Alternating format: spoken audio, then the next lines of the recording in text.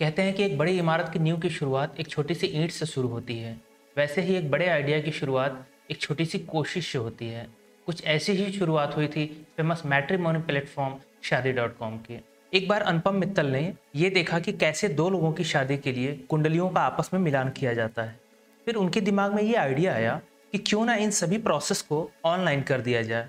और ये आइडिया आने वाले समय में शादी की पूरी रूपरेखा ही बदल देता है। वैसे शादी डॉट कॉम और इस कंपनी के मेन कंपटीटर भारत मैट्रिमोनी की शुरुआत एक ही साथ हुई थी, लेकिन शादी डॉट कॉम ने अन्य सभी कंपटीटर्स को पीछे छोड़ते हुए 2008 में एक लीडिंग वेबसाइट बन गई।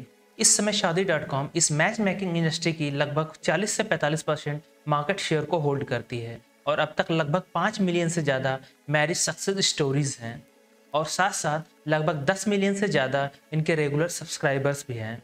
तो आइए जानते हैं कि वो स्ट्रेटजीज क्या थी जिसे शादी डॉट कॉम ने यूज़ किया और वो स्ट्रेटजीज बाकी कंपनियों से अलग कैसे थी और उन स्ट्रेटजीज से हमें क्या सीखने को मिल सकता है, कैसे इन्होंने 15,000 करोड़ रुपए की एक लीडिंग कंपनी मार्केट में खड़ी कर दी। दोस्तों, आज से लगभग 20 से 25 साल पहले जब इंटरनेट अपने शुरुआती दौर में था, लोग इंटरनेट को ज़्यादा जानते भी नहीं थे। तब अनुपम मित्तल अमेरिका की एक फेमस कंपनी माइक्रो स्ट्रेटजी में काम करते थे, जो कि बिजनेस डेवलपमेंट से रिलेटेड है। उसमें वो प्रोडक्ट मैनेजर के तौर पे कार्य कर रहे थे। उस दौरान अनुपम मित्तल एक तरह की जॉब से तंग आकर वो इस रैट रेस से बाहर निकलना चाहते थे। इसी बीच एक बार वो अपने पिता के साथ ऑफिस में बैठे हुए थे।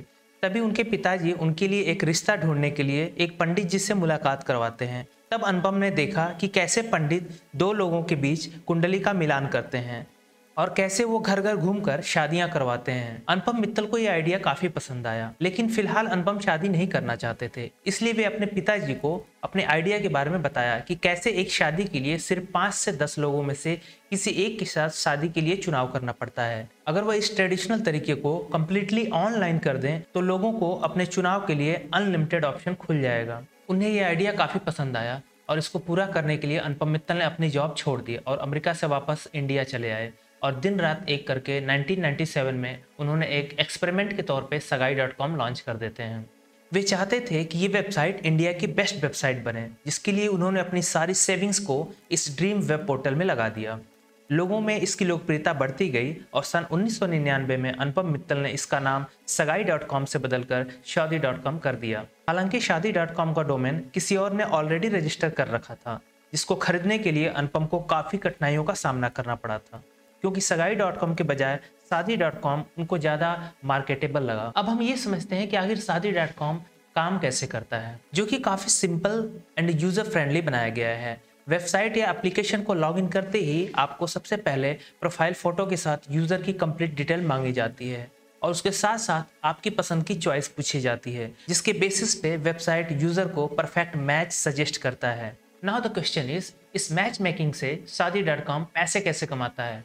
कैसे शादी डॉट कॉम आज 15,000 करोड़ रुपए की एक लीडिंग कंपनी बन गई? वेल, शादी डॉट कॉम की यदि रेवेन्यू मॉडल की बात करें तो जैसे ही यूजर वेबसाइट या एप्लीकेशन पे लैंड करता है, कंपनी उसे फ्री रजिस्ट्रेशन ऑफर करती है, जिससे आप लाखों प्रोफाइल में से अपनी पसंद की प्रोफाइल ढूंढ सकते हैं। लेकिन जब आपको उनसे बात करनी होगी, कॉल करना होगा, चैट करना होगा या फिर उनकी कंप्लीट डेमोग्राफिक इंफॉर्मेशन को आपको देखना चाहेंगे, तब कंपनी आपको प्रीमियम प्लान ऑफर करेगी और वो आपको लेना ही पड़ेगा।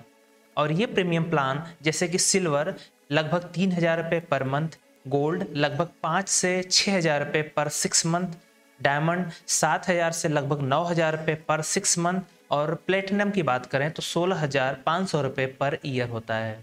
और यदि इस समय की बात करें तो डेली शादी डॉट कॉम पे कम से कम 10 से 15,000 नए यूजर रोजाना साइन अप करते हैं और ये संख्या दिन प्रतिदिन बढ़ती ही जा रही है। शादी डॉट कॉम एक सिंपल रेवेन्यू सिस्टम को फॉलो करके आज 15,000 करोड़ रुपए की नेटवर्थ को क्रॉस कर चुका है। अब बात ये आती है कि शादी डॉट कॉम बाकी सभी मैट्रिमोनी ऐप से इतना आगे कैसे है। वेल, शादी डॉट कॉम टीवी, न्यूज़पेपर और अदर सभी सोशल ऐप के साथ सोसाइटी में अवेलेबल बुराइयां जैसे कि दहेज, चाइल्ड मैरिज, रेप, अत्याचार इत्यादि पे अपनी पहल भी करता रहता है, जो एक पैसिव और we can say indirect advertisement के लिए किया जाता है, जिससे शादी डॉट कॉम लोगों के बीच इमोशंस के साथ भी जुड़ जाता है। जो सोशल ऐप ज़्यादा पॉपुलर हैं जैसे कि यूट्यूब, फेसबुक, इंस्टाग्राम, ट्विटर, इन पर इनके 24 आवर एडवर्टीजमेंट चलते रहते हैं ताकि लोगों का एंगेजमेंट ज़्यादा से ज़्यादा शादी.com से बना रहे हैं। 2012 में दहेज उत्पीड़न व अत्याचार के खिलाफ अवेयरनेस के लिए शादी.com ने एंग्री ब्राइड्स नाम से एक एप्लीकेशन लॉन्च किया था,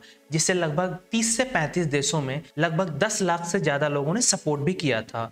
और इसके साथ साथ अपने वेबसाइट पे जागरूकता के लिए समय समय पे फीचर्स लॉन्च करते रहते हैं। जैसे शादी.com पे एक डाउरी कैलकुलेटर का भी एक ऑप्शन है, जहाँ पे आप अपनी एज, क्वालिफिकेशन, सैलरी, ये सारे डेटा फिल करके आप ये जान सकते हैं कि आपको दहेज कितना मिलना चाहिए। लेकिन जब आप ये डेटा फिल करके कैलकुलेट ऑप्शन क्लिक करते हैं तो वहाँ पे वेबसाइट हर साल दहेज से होने वाले उत्पीड़न, अत्याचार और मौत का डेटा दिखाता है, और ये दिखाता है कि सोसाइटी पे इसका इम्पैक्ट क्या हो रहा है, जिससे लोगों के बीच में दहेज के प्रति नफरत और इसके प्रति जागरूकता हो। ऐसा करने से शादी.com का पॉजिटिव फीडबैक और ब्रांड अवेयरनेस बढ़ती है। और ये कंपनी समय समय पे कैंपेन भी रन करती है। जैसे कुछ समय पहले जेंडर इक्वलिटी के लिए चलाया गया कैंपेन फास्ट फॉर हर काफ़ी ट्रेंड में रहा था, जिसे फेसबुक, ट्विटर, यूट्यूब पर काफ़ी पसंद भी किया गया था। इसी तरह 2019 में वैलेंटाइन डे पे चलाया गया कैंपेन #वो एक बात कैंपेन को काफ़ी शेयर किया गया था, जिससे लाखों लोगों ने अपने कपल के बारे में कुछ यूनिक बात को इस ट्रेंड के माध्यम से शेयर किया था, जो एक कपल को आपस में जोड़े रखती है। और इन्हीं वजहों से आज इतनी मैट्रिमोनी कंपनीज के बीच शादी.com जैसी ब्रांड अवेयरनेस और एडवर्टीजमेंट मैनेजमेंट किसी अन्य के पास नहीं है। और ये बिजनेस तब शुरू किया गया था जब इंडिया में इंटरनेट अपने शुरुआती चरण में था और लोग ऐसी बातों में या फिर कहें ऐसे प्लेटफॉर्म पे विश्वास भी नहीं करते थे। और एक वक्त ऐसा भी आया था जब अनुपम मित्तल कर्ज में डूब भी गए थे। इन शॉर्ट, इस केस स्टडी से हमें 2 पॉइंट बहुत ही इंपॉर्टेंट देखने को मिलते हैं। पहला है continuity to achieve quality product, second is patience, यानी हमें बेहतर क्वालिटी के प्रोडक्ट के लिए अपने धैर्य के साथ एक निश्चित डायरेक्शन में अगर हम चलते रहें तो हम ह्यूमैनिटी को चेंज करने से या फिर ह्यूमैनिटी को चेंज करने से हमें कोई नहीं रोक सकता है। तो आज की वीडियो को यहीं पे क्लोज करते हैं, मिलते हैं अगले वीडियो में। Till then please take care, thank you so much.